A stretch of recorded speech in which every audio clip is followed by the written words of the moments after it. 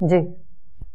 जैसे हृदय अर्जुन तिष्ठति उसमें कहा है ईश्वर की सर्वव्यापकता बताइए, और ईश्वर सर्वभूतानां हृदय अर्जुन तिष्ठति, और ईशावास्यम इदं सर्वम से ही बताइए। लेकिन यहाँ भिन्न भिन्न क्यों बता रहे हैं? जैसे जल में शीत रूप में हूँ, शीतलता में हूँ, पृथ्वी में गंध में हूँ, और अग्नि में तेज रूप हूँ। ये भिन्न भिन्न क्यों कहा है दीदी?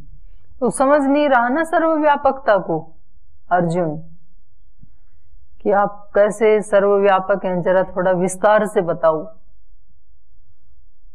सर्वव्यापक का मतलब तो सर्वव्यापक ही है। तो सर्वव्यापक में फिर जल भी आ गए, तो जलों में आप कैसे व्यापक हैं? दिखते तो नहीं हो जलों में। तो जल में जो शीतलता है वो मैं ही हूं। चलो यहाँ शीतलता हो। अग्नि में आप कैसे हो ये बताओ। अग्नि में नहीं दिखते हो, तो अग्नि में जो तेज है वो मैं ही हूं, इसलिए बताना पड़ा सर्वव्यापकता को। जी। ओम दीदी प्रणाम।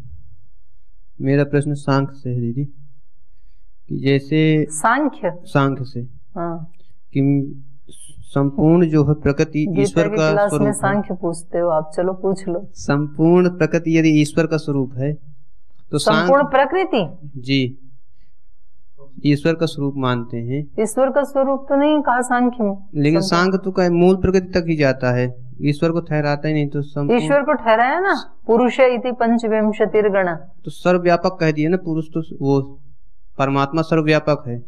हाँ, संपूर्ण प्रकृति में। हाँ, लेकिन अधिष्ठाता के रूप में सांख्य में जो है ईश्वर क्यों नहीं माना गया? पुरुष को वो मूल प्रकृति में, पुरुष का मतलब ईश्वर ही है वहाँ पे। जी वहाँ है, लेकिन मूल प्रकृति तक ही क्यों कहा गया सांख्य में? सत्व रजस तम साम को ही मूल प्रकृति कह दिया गया है।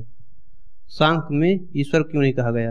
कहा तो पंचविंशति नहीं है, मूल प्रकृति तक तो 24 ही हुए जी, और 25वां पुरुष है। तो मूल प्रकृति बनाने वाला जो है बनती नहीं है ना, वो नित्य है। मूल प्रकृति बनती नहीं है ना, तो ईश्वर कैसे फिर जो है सिद्ध होता?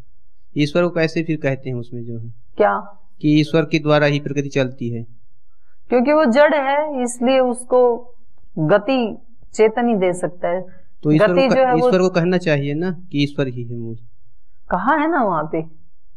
उत्पादक नहीं मानते फिर जो है, उपादान कारण नहीं मानते हैं। हाँ यही बात है। उपादान कैसे मानेंगे भाई?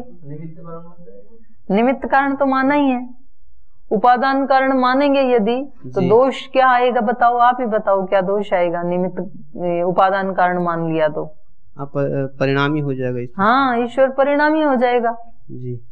तो ईश्वर तो नित्य है ना, अपरिणामी है। अपरिणामी है वो तो वहां पे निमित्त कारण तो माना है, उपादान कारण नहीं माना। लेकिन और मूल प्रकृति भी नित्य है, वो उत्पन्न नहीं होती है ईश्वर के द्वारा। नहीं, ईश्वर के द्वारा नहीं, अपने कोई किसी के द्वारा यदि उत्पन्न हो फिर तो नित्य होगा ही नहीं ना जी। ईश्वर के द्वारा भी बनाई नहीं जाती है मूल प्रकृति जी। नित्य है वो स्वयं भू। दो ही तो चीजें नित्य मानी वहां पे, पुरुष और प्रकृति। प्रकृति मतलब मूल प्रकृति। और हमने भी कहीं ना कहीं कोई चीज का प्रत्यक्ष देखा है कि जहां जहां कोई व्यवस्था चल रही होती है वहां उसका कोई व्यवस्थापक भी होता है। जैसे पतंजलि में एक व्यवस्था चल रही है, गुरुकुल की व्यवस्था है, हॉस्पिटल की व्यवस्था है, कॉलेज की, यूनिवर्सिटी की व्यवस्था है। तो इस सारी व्यवस्था के पीछे व्यवस्थापक है ना स्वामी जी और आचार्य जी। तो ये हमने प्रत्यक्ष देखा है कि कोई व्यवस्थापक नहीं हो तो जंगल में कहाँ ये व्यवस्थाएं चलती हैं। तो इस प्रत्यक्ष के आधार पे फिर हमने सृष्टि में अनुमान लगाया कि भाई सृष्टि में भी ये जो इतनी अच्छी व्यवस्था चल रही है तो कोई ना कोई तो व्यवस्थापक जरूर होगा, और वो बड़ी व्यवस्था है तो व्यवस्थापक भी कोई बड़ा ही होगा। कोई सामान्य मनुष्य नहीं हो सकता है, कोई योगी मनुष्य भी नहीं हो सकता है। तो हमने जो अनुमान से जाना वो भी प्रत्यक्ष के आधार पे जाना, शब्द से जो जाना वो भी प्रत्यक्ष के आधार पे जाना। और अभी यदि ब्रह्म का या आत्मा का जो पूर्ण ज्ञान है या अंतिम ज्ञान है या साक्षात्कार है वो फिर प्रत्यक्ष प्रमाण से ही होगा। तो करना क्या है? करना ये है कि बौद्धिक स्तर पे जब तक चीजें समझ में नहीं आई तो बुद्धि से ही जानने का प्रयास करना है। तो उसमें शास्त्र को भी पढ़ना है, अपने आचार्य से भी पूछना है, प्रश्न भी पूछना है, फिर बुद्धि के स्तर पे हमें क्लियर हो गया।